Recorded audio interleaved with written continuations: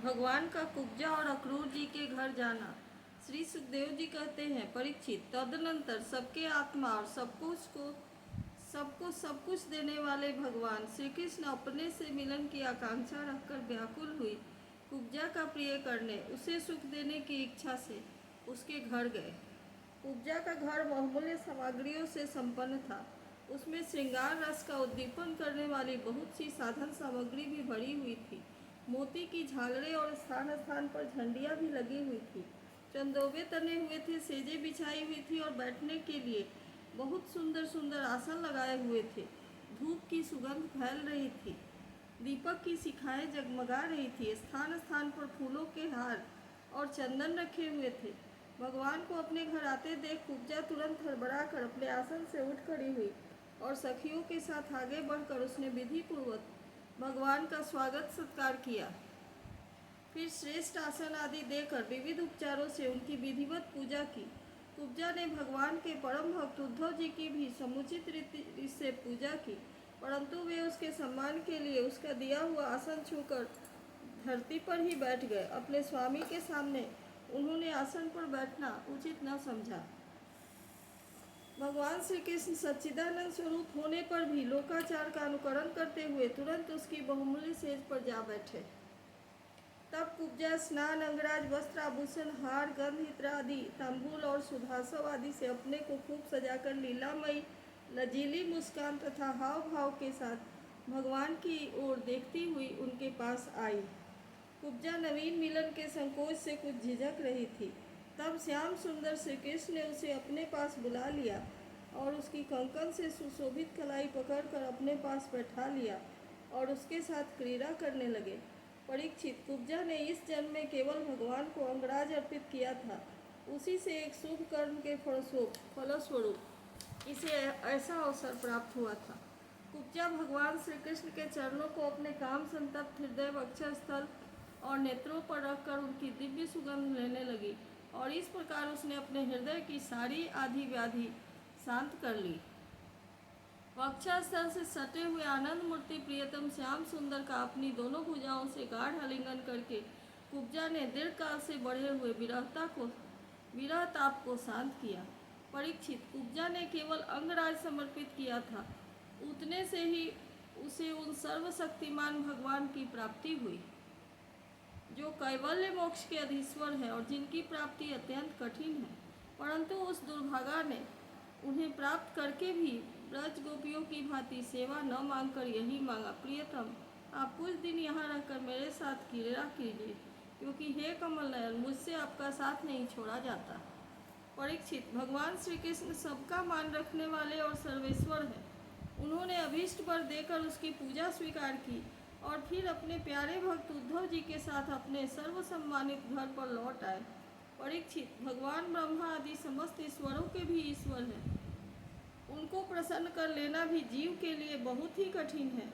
जो कोई उन्हें प्रसन्न करके उनसे विषय सुख मांगता है वह निश्चय ही दुर्बुद्धि है, क्योंकि वास्तव में विषय सुख अत्यंत तुच्छ नहीं के बराबर है। तदनंतर एक दिन सर्वशक्तिमान भगवान श्री कृष्ण बलराम जी और उद्धव जी के साथ अक्रूर जी की अभिलाषा पूर्ण करने के लिए उनसे कुछ काम कर लेने के लिए उनके घर गए। अक्रूर जी ने दूर से ही देख लिया कि हमारे पास परम बंधु मनुष्य लोक शिरोमणि भगवान श्री कृष्ण और बलराम जी आदि पधार रहे हैं। वे तुरंत उठकर आगे आए और आनंद से भरकर उनका अभिनंदन और आलिंगन किया। अक्रूर जी ने भगवान श्री कृष्ण और बलराम जी को नमस्कार किया तथा उद्धव जी के साथ उन दोनों भाइयों ने भी उन्हें नमस्कार किया। जब सब लोग आराम से आसनों पर बैठ गए तब अक्रूर जी उन लोगों की विधिवत पूजा करने लगे। परीक्षित, उन्होंने पहले भगवान के चरण धोकर चरणोदक सिर पर धारण किया और फिर अनेकों प्रकार की पूजा सामग्री, दिव्य वस्त्र, गंध, माला और श्रेष्ठ आभूषणों से उनका पूजन किया। सिर झुकाकर उन्हें प्रणाम किया और उनके चरणों को अपनी गोद में लेकर दबाने लगे। उसी समय उन्होंने विनयान्वित होकर भगवान श्री कृष्ण और बलराम जी से कहा, भगवान, यह बड़े ही आनंद और सौभाग्य की बात है कि पापी कंस अपने अनुयायियों के साथ मारा गया। उसे मारकर आप दोनों ने जदुवंश को बहुत बड़े संकट से बचा लिया तथा उन्नत और समृद्ध किया है। आप दोनों जगत के कारण और जगत रूप आदि पुरुष हैं। आपके अतिरिक्त और कोई वस्तु नहीं है, न कारण और न तो कार्य। परमात्मन, आपने ही अपनी शक्ति से इसकी रचना की है और आप ही अपनी काल, माया आदि शक्तियों से इसमें प्रविष्ट होकर जितनी भी वस्तुएं देखी और सुनी जाती हैं उनके रूप में प्रतीत हो रहे हैं। जैसे पृथ्वी आदि कारण तत्वों से ही उनके कार्य स्थावर जंगम शरीर बनते हैं, वे उनमें अनुप्रविष्ट होकर अनेक रूपों में प्रतीत होते हैं, परंतु वास्तव में वे कारण रूप ही हैं। इसी प्रकार है तो केवल आप ही, परंतु अपने कार्य रूप जगत में स्वेच्छा से अनेक रूपों में प्रतीत होते हैं। यह भी आपकी एक लीला ही है। प्रभु, आप रजोगुण, सत्वगुण और तमोगुण को अपनी शक्तियों से क्रमशः जगत की रचना, पालन और संहार करते हैं, किंतु आप उन गुणों से अथवा उनके द्वारा होने वाले कर्मों से बंधन में नहीं पड़ते, क्योंकि आप शुद्ध ज्ञान स्वरूप। ऐसी स्थिति में आपके लिए बंधन का कारण ही क्या हो सकता है। प्रभु, स्वयं आत्म वस्तु में स्थूल देह, सूक्ष्म देह आदि उपाधियां न होने के कारण न तो उसमें जन्म मृत्यु है, न किसी प्रकार का भेदभाव। यही कारण है कि न आप में बंधन है और न मोक्ष।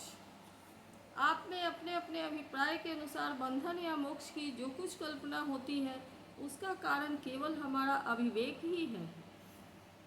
आपने जगत के कल्याण के लिए यह सनातन वेद मार्ग प्रकट किया है। जब जब इसे पाखंड पथ से चलने वाले दुष्टों के द्वारा क्षति पहुँचती है, तब तब आप शुद्ध सत्वमय शरीर ग्रहण करते हैं।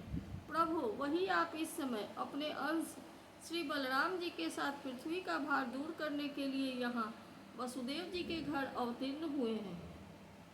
आप असुरों के अंश से उत्पन्न नाम मात्र के शासकों की 100 अक्षोहिणी सेना का संहार करेंगे और जदुवंश के जस का विस्तार करेंगे। इंद्रियातीत परमात्मन, सारे देवता, पितर, भूतगण और राजा आपकी मूर्ति हैं। आपके चरणों की धोवन गंगा जी तीनों लोगों को पवित्र करती है। आप सारे जगत के एकमात्र पिता और शिक्षक हैं। वही आज आप हमारे घर पधारे। इसमें संदेह नहीं कि आज हमारे घर धन्य धन्य हो गए। उनके सौभाग्य की सीमा न रही। प्रभु, आप प्रेमी भक्तों के परम प्रियतम, सत्यवक्ता, कारण हेतु और कृतज्ञ हैं। जरा सी सेवा को भी मान लेते हैं। भला ऐसा कौन बुद्धिमान पुरुष है जो आपको छोड़कर किसी दूसरे की शरण में आए।